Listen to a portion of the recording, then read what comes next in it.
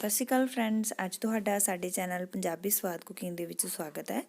ਅੱਜ ਅਸੀਂ ਤੁਹਾਡੇ ਲਈ ਇੱਕ ਬਹੁਤ ਹੀ ਵਧੀਆ ਮਿਠਾਈ ਦੀ ਰੈਸਪੀ ਲੈ ਕੇ ਆਏ ਹਾਂ ਤੇ ਇਹ ਮਿਠਾਈ ਬਣਾਉਣੀ ਬਹੁਤ ਹੀ ਜ਼ਿਆਦਾ ਸੌਖੀ ਹੈ। ਇਸ ਮਿਠਾਈ ਨੂੰ ਅਸੀਂ ਬਿਨਾਂ ਘਿਓ ਤੋਂ ਤਿਆਰ ਕੀਤਾ ਗਾ, ਕਿਉਂਕਿ ਇਹ ਮਿਠਾਈ ਹੈ ਜੋ ਅਸੀਂ ਬਿਨਾਂ ਘਿਓ ਤੋਂ ਬਣਾਈਏ, ਇਸ ਲਈ ਇਹ ਆਪਣੇ ਲਈ ਹੈਲਦੀ ਵੀ ਹੈਗੀ ਆ ਤੇ ਜੋ ਚੀਜ਼ਾਂ ਅਸੀਂ ਇਹਦੇ ਵਿੱਚ ਯੂਜ਼ ਕੀਤੀਆਂ ਨੇ ਉਹ ਆਪਣੇ ਘਰ ਵਿੱਚ ਆਮ ਹੀ ਮਿਲ ਜਾਂਦੀਆਂ ਨੇ। ਤੁਸੀਂ ਇਸ ਨੂੰ ਬਣਾ ਕੇ ਜ਼ਰੂਰ ਦੇਖਿਓ। ਅਸੀਂ ਉਮੀਦ ਕਰਦੇ ਹਾਂ ਕਿ ਤੁਹਾਨੂੰ ਸਾਡੀ ਰੈਸਪੀ ਵਧੀਆ ਲੱਗੂਗੀ ਤੇ ਜੇਕਰ ਤੁਹਾਨੂੰ ਸਾਡੀ ਰੈਸਪੀ ਵਧੀਆ ਲੱਗਦੀ ਹੈ ਤਾਂ ਸਾਡੀ ਵੀਡੀਓ ਨੂੰ ਲਾਈਕ ਜ਼ਰੂਰ ਕਰ ਦਿਆ ਕਰੋ, ਸ਼ੇਅਰ ਕਰ ਦਿਆ ਕਰੋ। ਆਓ ਹੁਣ ਆਪਾਂ ਮਿਠਾਈ ਬਣਾਉਣੀ ਸ਼ੁਰੂ ਕਰਦੇ ਹਾਂ। ਆਪਾਂ ਤਿਲਾਂ ਤੋਂ ਬਹੁਤ ਹੀ ਵਧੀਆ ਮਿਠਾਈ ਬਣਾ ਕੇ ਤਿਆਰ ਕਰਾਂਗੇ। ਉਹਦੇ ਲਈ ਅਸੀਂ 200 ਗ੍ਰਾਮ ਤਿਲ ਲਏ ਨੇ ਤੇ ਇਹਨਾਂ ਨੂੰ ਅਸੀਂ ਸਭ ਤੋਂ ਪਹਿਲਾਂ ਕੜਾਈ ਦੇ ਵਿੱਚ ਪਾ ਕੇ ਭੁੰਨ ਲਾਂਗੇ। ਹਾਂਜੀ, ਹੁਣ ਤਿਲਾਂ ਨੂੰ ਆਪਾਂ ਇੱਕ ਕੜਾਈ ਦੇ ਵਿੱਚ ਪਾ ਲਿਆ ਤੇ ਇਹਨਾਂ ਨੂੰ ਅਸੀਂ ਭੁੰਨ ਲੈਣਾਗਾ। ਇਹਨਾਂ ਨੂੰ ਜ਼ਿਆਦਾ ਨਹੀਂ ਭੁੰਨਣਾ ਹੈਗਾ ਅਸੀਂ, ਤੇ ਨਾ ਹੀ ਇਹਨਾਂ ਦਾ ਜ਼ਿਆਦਾ ਕਲਰ ਚੇਂਜ ਹੋਣਾ ਚਾਹੀਦਾ। ਤਿਲ ਨੂੰ ਆਪਾਂ ਮੀਡੀਅਮ ਫਲੇਮ ਤੇ ਕਰਕੇ ਥੋੜਾ ਜਿਹਾ ਭੁੰਨ ਲੈਣਾਗਾ, ਜਿਹਦੇ ਨਾਲ ਕਿ ਇਹਨਾਂ ਦਾ ਕੱਚਾਪਨ ਦੂਰ। ਤਿਲ ਸਾਡੇ ਭੁੱਜ ਚੁੱਕੇ ਆ ਤੇ ਹੁਣ ਅਸੀਂ ਇਹਨਾਂ ਨੂੰ ਨੀਚੇ ਉਤਾਰ ਲਾਂਗੇ।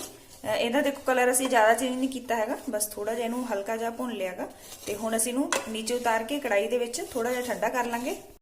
ਤਿਲ ਦੇਖੋ ਅਸੀਂ ਇਸ ਤਰ੍ਹਾਂ ਮਿਕਸੀ ਜਾਰ ਦੇ ਵਿੱਚ ਪਾ ਕੇ ਇਹਨਾਂ ਨੂੰ ਹੁਣ ਅਸੀਂ ਗ੍ਰਾਈਂਡ ਕਰ ਲੈਣਾ। ਤੇ ਗ੍ਰਾਈਂਡ ਕਰਦੇ ਵੇਲੇ ਇੱਕ ਤਾਂ ਇਹ ਗੱਲ ਦਾ ਧਿਆਨ ਰੱਖਣਾ ਵੀ ਤਿਲ ਆਪਾਂ ਜਦੋਂ ਇਹਨਾਂ ਨੂੰ ਕੜਾਈ ਦੇ ਵਿੱਚ ਭੁੰਨੇ ਆ ਜ਼ਿਆਦਾ ਗਰਮ ਨਹੀਂ ਮਿਕਸੀ ਦੇ ਵਿੱਚ ਪਾਉਣੇਗੇ। ਦੂਸਰਾ, ਜਦੋਂ ਆਪਾਂ ਇਹਨਾਂ ਨੂੰ ਗ੍ਰਾਈਂਡ ਕਰਨਾਗਾ ਤਾਂ ਇਹਨਾਂ ਨੂੰ ਰੁਕ ਕੇ ਚਲਾਉਣਾਗਾ, ਲਗਾਤਾਰ ਨਹੀਂ ਚਲਾਉਣਾ, ਨਹੀਂ ਤਾਂ ਫਿਰ ਇਹ ਚੰਗੀ ਤਰ੍ਹਾਂ ਗ੍ਰਾਈਂਡ ਨਹੀਂ ਹੋਣਗੇ।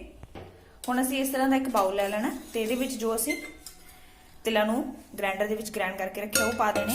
ਦੇਖੋ ਇਹ ਇਸ ਤਰ੍ਹਾਂ ਦਿਖਣ ਲੱਗ ਜਾਣਗੇ ਜਦੋਂ ਆਪਾਂ ਇਹਨਾਂ ਨੂੰ ਗ੍ਰਾਈਂਡ ਕਰ ਲੈਣਾ। ਤੇ ਇੱਕ ਚਮਚ ਅਸੀਂ ਇਹਦੇ ਉੱਪਰ ਜੋ ਸਾਬਤ ਤਿਲ ਸੀਗੇ ਉਹ ਪਾ ਦੇਣੇ। ਇਹ ਅਸੀਂ ਗ੍ਰਾਈਂਡ ਕਰਨ ਵੇਲੇ ਥੋੜੇ ਜਿਹੇ ਬਚਾ ਕੇ ਰੱਖ ਲਏ ਸੀਗੇ। ਇਹ ਆਪਣੇ ਭੁੱਜੇ ਹੋਏ ਤਿਲ ਨੇਗੇ। ਤੇ ਹੁਣ ਅਸੀਂ ਇਹਦੇ ਵਿੱਚ ਇੱਕ ਕੌਲੀ ਪੀਸੀ ਹੋਈ ਚੀਨੀ ਪਾਵਾਂਗੇ। ਅੱਧੀ ਕੌਲੀ ਅਸੀਂ ਇਹਦੇ ਵਿੱਚ ਨਾਰੀਅਲ ਦਾ ਬੁਰਾਦਾ ਪਾ ਰਹੇ ਹਾਂਗੇ। 3 ਚਮਚ ਅਸੀਂ ਇਹਦੇ ਵਿੱਚ ਸੁੱਕਾ ਦੁੱਧ ਯਾਨੀ ਕਿ ਮਿਲਕ ਪਾਊਡਰ ਪਾਇਆਗਾ ਤੇ ਥੋੜੀ ਜਿਹੀ ਅਸੀਂ ਇਹਦੇ ਵਿੱਚ ਕੁੱਟੀ ਹੋਈ ਇਲਾਇਚੀ ਪਾਈ ਹੈਗੀ। ਇਹਨਾਂ ਚੀਜ਼ਾਂ ਨੂੰ ਹੁਣ ਅਸੀਂ ਚੰਗੀ ਤਰ੍ਹਾਂ ਮਿਕਸ ਕਰ ਲਾਂਗੇ।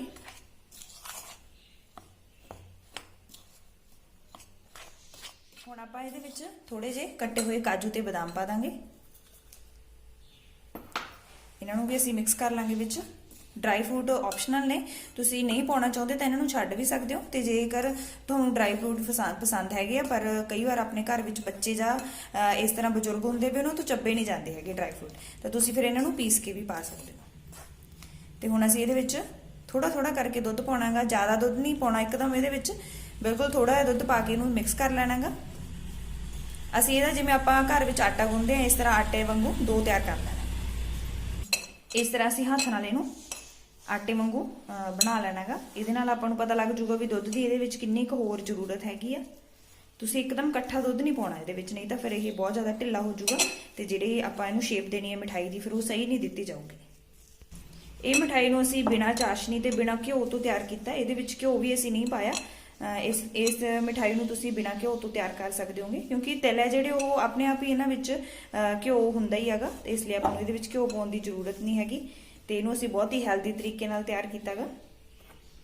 ਤੁਸੀਂ ਇਹ ਮਿਠਾਈ ਇਸ ਤਰੀਕੇ ਨਾਲ ਬਣਾਓਗੇ ਤਾਂ ਬਹੁਤ ਜ਼ਿਆਦਾ ਸਵਾਦ ਬਣੂਗੀ। ਸਰਦੀਆਂ ਦੇ ਵਿੱਚ ਤਿਲ ਆਪਾਂ ਨੂੰ ਆਮ ਹੀ ਮਿਲ ਜਾਂਦੇ ਨੇ ਤੇ ਇਹ ਮਿਠਾਈ ਸਰਦੀਆਂ ਲਈ ਸਪੈਸ਼ਲ ਅਸੀਂ ਤਿਆਰ ਕੀਤੀ ਆ। ਬਾਕੀ ਲੋਹੜੀ ਦਾ ਸੀਜ਼ਨ ਚੱਲ ਰਿਹਾ ਤੇ ਲੋਹੜੀ ਤੇ ਵੀ ਇਹ ਮਿਠਾਈ ਜਿਹੜੀ ਆਪਾਂ ਬਣਾ ਕੇ ਖਾ ਸਕਦੇ ਆਂਗੇ। ਇਸ ਤਰੀਕੇ ਨਾਲ ਅਸੀਂ ਦੇਖੋ ਇਹਦਾ ਡੋ ਬਣਾ ਕੇ ਤਿਆਰ। ਥੋੜਾ ਜਿਹਾ ਮਟੀਰੀਅਲ ਚੱਕਾਂਗੇ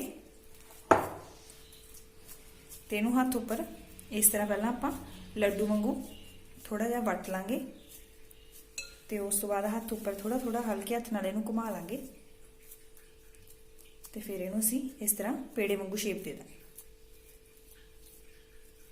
ਸ਼ੇਪ ਹੈ ਜਿਹੜੀ ਉਹ ਅਸੀਂ ਇਸ ਤਰ੍ਹਾਂ ਦੇ ਰਹੇ ਹਾਂ। ਤੁਸੀਂ ਚਾਹੋ ਤਾਂ ਇਹਦੇ ਲੱਡੂ ਬਣਾ ਸਕਦੇ ਹੋ ਤੇ ਆਪਦੇ ਹਿਸਾਬ ਨਾਲ ਪੇੜਾ ਬਣਾ ਸਕਦੇ ਹੋ। ਤੇ ਇੱਕ ਪਲੇਟ ਦੇ ਵਿੱਚ ਅਸੀਂ ਇਹਨੂੰ ਬਣਾ ਕੇ ਤਿਆਰ ਕਰਕੇ ਇਸ ਤਰ੍ਹਾਂ ਰੱਖ ਲਾਂਗੇ ਤੇ ਇਸ ਤਰ੍ਹਾਂ ਸਾਰੇ ਪੇੜੇ ਬਣਾ ਕੇ ਤਿਆਰ ਕਰ ਲਾਂਗੇ। ਸਾਰੇ ਪੇੜੇ ਅਸੀਂ ਇਸ ਤਰ੍ਹਾਂ ਬਣਾ ਕੇ ਤਿਆਰ ਕਰ ਲਏ ਨੇ ਤੇ ਹੁਣ ਅਸੀਂ ਇਹਦੇ ਉੱਪਰ ਇਹਨੂੰ ਗਾਰਨਿਸ਼ ਕਰਨ ਲਈ ਇਹਦੇ ਉੱਪਰ ਕੱਟੇ ਹੋਏ ਬਦਾਮ ਲਗਾ ਦਾਂਗੇ। ਇਸ ਤਰ੍ਹਾਂ ਅਸੀਂ ਇੱਕ ਇੱਕ ਬਦਾਮ ਕੱਟ ਕੇ ਇਹਦੇ ਉੱਪਰ ਲਗਾ ਦੇਣਾ ਹੈ।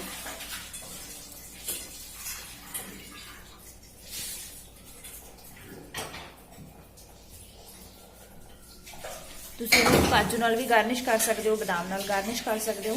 ਜੇ ਬਿਨਾਂ ਡਰਾਈ ਫਰੂਟ ਤੋਂ ਖਾਣਾ ਚਾਹੋ ਤਾਂ ਬਿਨਾਂ ਡਰਾਈ ਫਰੂਟ ਤੋਂ ਵੀ ਖਾ ਸਕਦੇ ਹੋ। ਇਸ ਤਰੀਕੇ ਨਾਲ ਤੁਸੀਂ ਘਰ ਵਿੱਚ ਤਿਲਾਂ ਤੋਂ ਬਹੁਤ ਹੀ ਸਵਾਦਿਸ਼ਟ ਪੇੜੇ ਬਣਾ ਸਕਦੇ ਹੋ। ਜੇਕਰ ਤੁਹਾਨੂੰ ਸਾਡੀ ਰੈਸਪੀ ਵਧੀਆ ਲੱਗਦੀ ਹੈ ਤਾਂ ਸਾਡੀ ਵੀਡੀਓ ਨੂੰ ਲਾਈਕ ਜ਼ਰੂਰ ਕਰ ਦਿਆ ਕਰੋ, ਸ਼ੇਅਰ ਕਰ ਦਿਆ ਕਰੋ, ਕਮੈਂਟ ਕਰਕੇ ਜ਼ਰੂਰ ਦੱਸਿਆ ਕਰੋ ਤੇ ਨਾਲ ਹੀ ਸਾਡੇ ਚੈਨਲ ਪੰਜਾਬੀ ਸਵਾਦ ਕੁਕਿੰਗ ਨੂੰ ਸਬਸਕ੍ਰਾਈਬ ਜ਼ਰੂਰ ਕਰ ਲਓ ਤਾਂ ਜੋ ਅਸੀਂ ਜੋ ਵੀ ਨਵੀਂ ਵੀਡੀਓ ਬਣਾਈਏ ਉਹ ਸਭ ਤੋਂ ਪਹਿਲਾਂ ਤੁਹਾਡੇ ਕੋਲ ਪਹੁੰਚ ਸਕੇ। ਜਲਦੀ ਆਪਾਂ ਨਵੀਂ ਵੀਡੀਓ ਨਾਲ ਮਿਲਦੇ ਹਾਂ, ਤਦ ਤੱਕ ਲਈ ਧੰਨਵਾਦ।